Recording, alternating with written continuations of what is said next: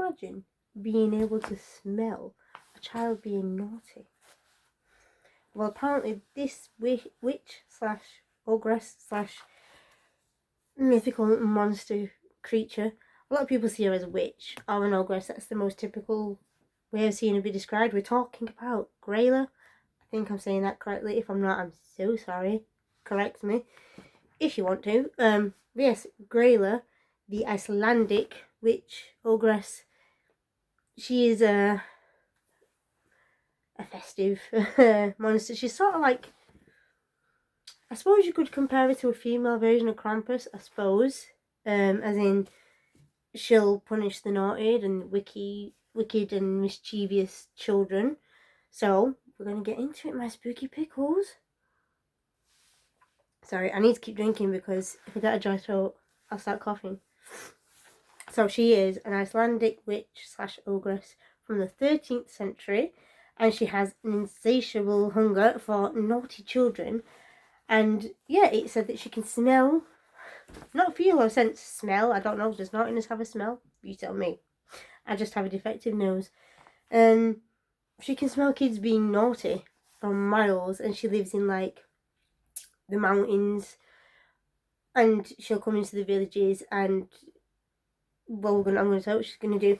She goes into the villages to kidnap naughty children. Only the naughty ones are mischievous. So, because I suppose some people think mischievous is naughty.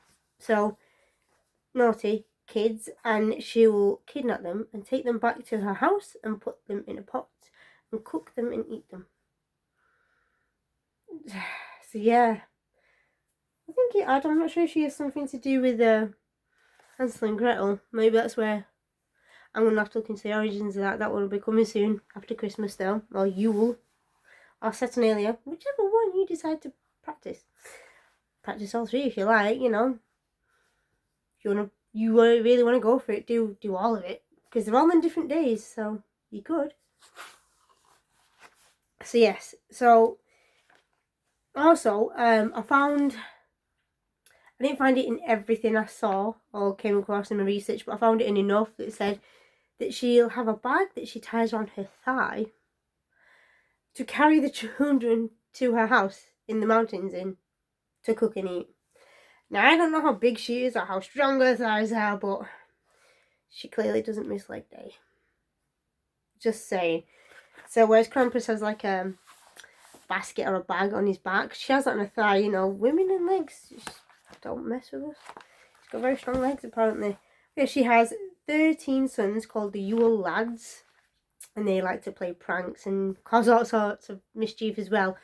They don't do anything as bad as Grayla, like they don't kill children or eat them or kidnap them, but they will do some really weird and funny things. So I've actually got a list, not all of them, but a few of them, and the names are very descriptive as to what kind of mischief they get up to, kind of pranks they like to do. So one is called sheep coat clad. There's another word for it as well, but I can't say it. I probably butchered that. And he harasses sheep. Could you have guessed that? Another one is called Gully Gawk. Now, that is a more difficult one to ascertain as to what he does, but apparently he steals milk straight from the animal. It's a bit grim, but whatever floats your boat, mate. I suppose it's annoying if you're relying on that goat or that cow for milk for your family, and this cheeky Yule lad has stolen it all. Next we have Stubby. I don't name these, by the way. These are their names. Who steals pans. Apparently, though, he specifically likes to steal pans that have been used and that have, like, leftovers on them or, you know, flavour on them from whatever is being cooked. And he'll lick that and eat that. Pan licker sounds like a good word. These are all strange names. Yeah, so I'm going to call him Pan licker. Next is spoon licker. So they clearly don't mind calling people these things. And I'm sure you can guess what he does. Yes, he does just steal people's spoons and licks them. Because again, they'll have food left on them. And it's just vaguely irritating if someone's coming stealing your spoons. Which is funny. I think oh my god, do I have a Yule lad plaguing me? Because my teaspoons, not my cereal spoons for some reason, but my teaspoons always go missing in my house. I'm going to have to word my kids and make sure they stop misbehaving because these Yule lads keep stealing my teaspoons. I need it to make my coffee. That is very important for everyone's safety. Next we have door slammer, which sounds exactly like you think. But he doesn't do it for nothing. He'll usually do it like to scare people when they're unaware or in the night, in the sleep. Just wake everyone up and slam all the doors. So that's fun. And next we have sausage snatcher, which again sounds exactly like that. There's another one, I'm not sure if it's his name, but called Meat Hook or something. And again, it does what it says on the tin, basically. So they're all quite irritating things to happen, but it's not the end of the world. They're not stealing your children. They're not killing anyone. They're not causing irreparable damage. There's another one that steals candles. I don't know if it's actually called Candle Stealer, but there is Icelandic names for them as well. But I am not going to attempt to pronounce these. No. Because we just don't need that nonsense in our lives. So they're the Yule lads. Like Krampus has his little minions. Grayla has her Yule lads who do very strange things like that to just vaguely irritate people. And Grayla will steal your children and eat them if they're naughty. So get your kids in line if you don't want Grayla, the ogress witch from Iceland, coming down from her snowy mountains to steal your children and eat them. Behave yourself as well, because I don't know if she discriminates with adults either. I mean, if you're small enough like me, she'll probably take you thinking you're a child, so, just be on your best behaviour. We don't want to tempt fate, which apparently I am, because I do think one of the Yule lads has my number. Just saying. Or my kids. I don't want Grayla to particularly come and eat one of my children, as annoying as they can be. Don't fancy that. But also, to do with Grayla, there is the Yule cat. I can try and pronounce the name. I have written it down, which means I was going to attempt to, so get ready to laugh. Jola Cotter. I probably really butchered that. That's the only time you're hearing that from me. The Yule cat. It's basically a massive big black cat that lives up in the mountains. I don't know if it's with Grayla, but up in the mountains in the vicinity of where Grayla is. Apparently he works for her. It's called the Yule cat. And apparently it's quite vicious. And he eats people who don't get new clothes by Christmas Eve. That's it. So if you haven't got a new outfit, or at least a new jumper or a pair of socks, or any new clothing item, the Yule cat will come and gobble you up. If Grayla doesn't get to you first. From as far as I can find, and the information I've gleaned from the wonderful internet, it's used as like an incentive for farm workers to finish processing the wool before the end of, the season.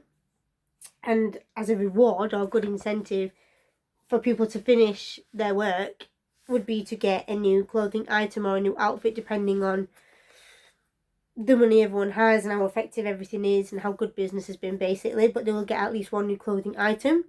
And the people that haven't done a good job or worked really hard or finished their quota, as it were, will get nothing.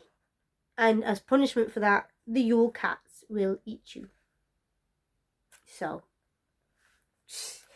if you work in any sort of textile industry, make sure you meet your quota, because you don't want no Yule cats coming to eat you from the snowy mountains. I don't think I fancy that. I don't work in the clothing industry in any way, shape or form, or the wool industry, so I think I'm safe.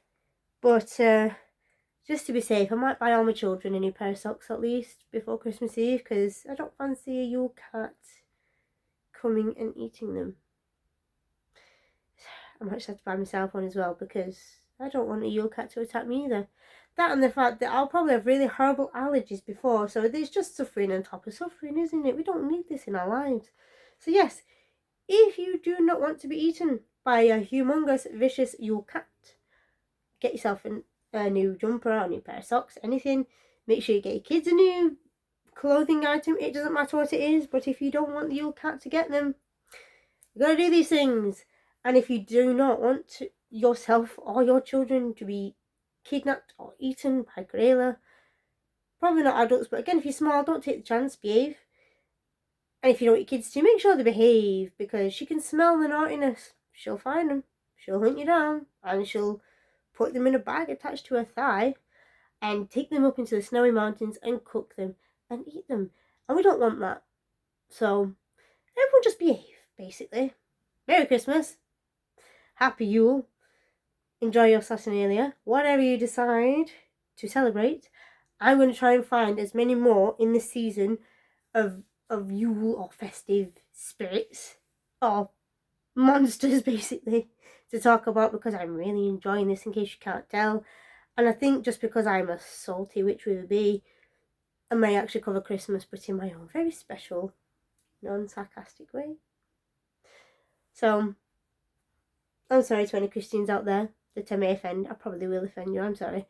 But if you don't want to be offended and hear the truth about Christianity and how all the things you enjoy about Christmas are pagan, and all the things that have nothing to do with Christmas, the things that actually have got to do with Christmas, you don't actually celebrate or do, because they're all very Middle Eastern,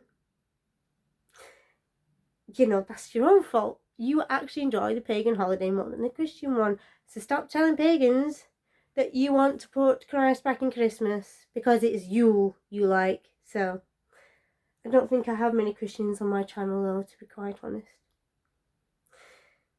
So yeah, and if you are a Christian watching, you are more than welcome. But stop telling people, and I hope you're not one of these people that tell everyone to put Christ back in Christmas, because there's nothing to do with it. It's a solar festival, actually.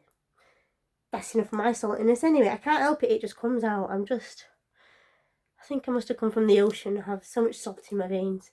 Anyway, enjoy the rest of your day. I'll see you all soon, my spooky pickles. If you have some sort of festive folklore knowledge or a specific festive spirit you want me to cover, let me know, because I'll more than happily do it. I'm going to fit as many as I can in before the new year. Anyway, enjoy whatever you're doing, however you believe it, whatever you want to do. Just don't tell everyone else what to do. And enjoy the rest of your day, my spooky pickles. I'll see you all soon.